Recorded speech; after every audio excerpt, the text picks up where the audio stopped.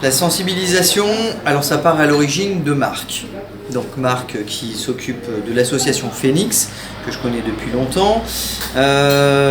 Donc j'ai une certaine sensibilité pour tout ce qui est handicap ou personnalité un peu différente, on va dire, qui ne rentre pas entre guillemets dans la norme.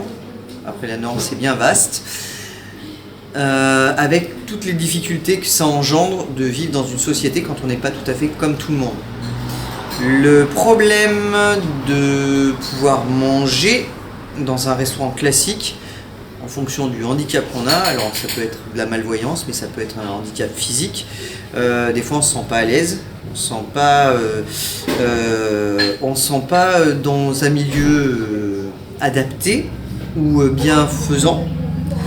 Et du coup, on n'ose pas forcément y aller non plus.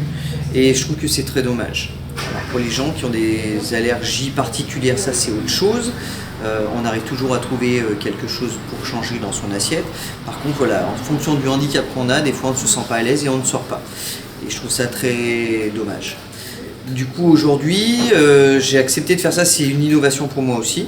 Parce que je m'adapte en fonction du besoin des clients en particulier. J'ai beaucoup de clients qui viennent avec des particularités bien précises et que j'accueille vraiment avec grand plaisir et je prends du temps avec eux pour pouvoir partager ces choses-là, pour faire en sorte qu'ils se sentent bien et qu'ils puissent profiter d'un moment de détente aussi, parce que le restaurant c'est aussi un moment de détente. C'est se nourrir mais c'est aussi se détendre et apprendre des choses. Et pour moi c'est hyper important que tout le monde puisse le faire à un moment donné.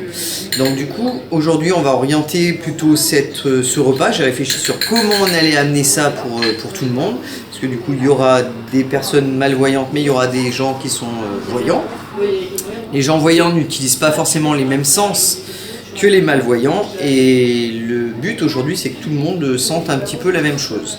Et surtout, l'éducation des voyants, c'est de se mettre au même niveau que les malvoyants. Souvent, il y a plein de choses qu'on ne connaît pas.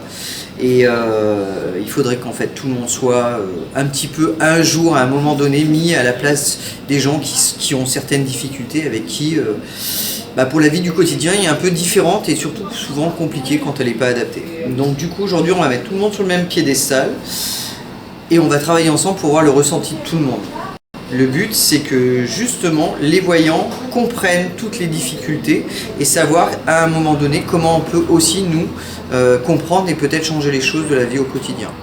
Et pour moi, ce qui peut être aussi intéressant, et ce qui est intéressant de préparer ça aujourd'hui ensemble, c'est aussi de montrer que quand on sert des gens, il faut être vraiment proche des gens et pourquoi pas éventuellement dans ce qui est formation au service, déjà en cuisine aussi, mais surtout en service, c'est comment on amène le repas et comment on explique pour que tout le monde puisse trouver un moment des choses plus faciles pour pouvoir prendre du plaisir quand on mange.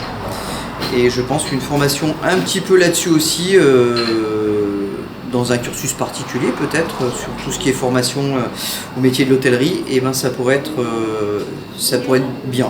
Ça serait même pas du luxe, je dirais, je pense que ça serait même du naturel. Alors en tant que professionnel, la restauration souvent c'est faire un maximum de gens pour faire un maximum de rentabilité, il faut faire beaucoup. Alors ici, moi le choix il est complètement différent. Je fais en sorte d'avoir quand même un chiffre d'affaires qui puisse me permettre de vivre. Mais étant donné que pour moi c'est une reconversion professionnelle, c'était pas mon métier à l'origine, moi le but ici c'est que les gens se sentent comme chez eux. Et je trouve qu'en tant que professionnel et avec ce recul-là, ça me permet de dire que je suis contente aujourd'hui de pouvoir accueillir des gens différents et qui mangent les choses que je fais pour les gens qui sont comme tout le monde. On va appeler ça comme ça. C'est un peu cru, mais c'est cette façon-là que les gens le voient. En fait, c'est plutôt un lieu de vie et un lieu de partage. On apprend des choses et quand on peut sortir et qu'on se fait plaisir pour sortir et qu'on apprend des choses en même temps, je trouve qu'on a gagné une bonne journée. Et donc c'est vrai que dans la restauration c'est difficile parce que souvent tout va trop vite, le serveur n'a pas le temps de se poser, il faut qu'il aille ailleurs. Et je pense que pour lui aussi il rate quelque chose dans l'apprentissage et dans l'échange avec les autres. Et donc pour moi c'est hyper important si on peut avancer sur ça, au moins sur la partie école qui est très formatée, c'est un monde qui est très cadré. mais je pense que peut-être pas forcément assez ouvert. L'accessibilité handicapée, tout ça, normalement, c'est des normes qui sont obligatoires. Il y a plein d'endroits où ça ne l'est pas. On ne va pas non plus faire de contrôle, et ce qui est fort dommage pour ces lieux-là. Mais en fait, un restaurant doit être adapté à tout le monde. Et je pense que la différence fait peur.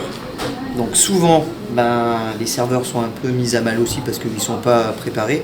Mais c'est, je pense, une partie de leur formation qui devrait être aussi inclus dans leur cursus pro de cuisine ou de service pour faire en sorte que tout le monde trouve sa place à un moment donné dans un restaurant.